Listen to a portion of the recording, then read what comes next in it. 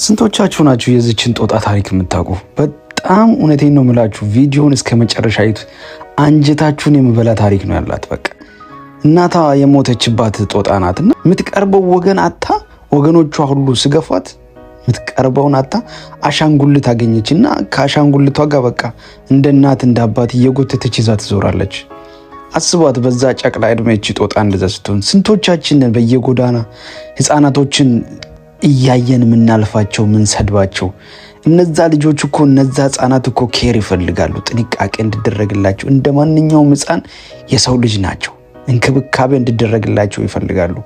እኛ ግን እንኳን እንክብካቤ ማድረግ የሆነ ነገር ሲጠይቁን እንኳን እንደ ሰው አንቆጥራቸውም። በጣም ያሳዝነኛል ብዙ ጊዜ ይሄን ነገር ያለው።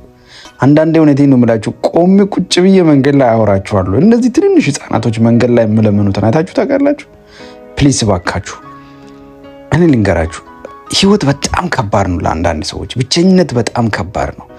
በህዝብ መካከል ሆኖ ላይክ ምረዳ የሚያግዝህን አጠገብህ የሚቆም ሰው ማጣት ማለት እጅግ በጣም አስቀያሚ ስሜት ነው ያለው።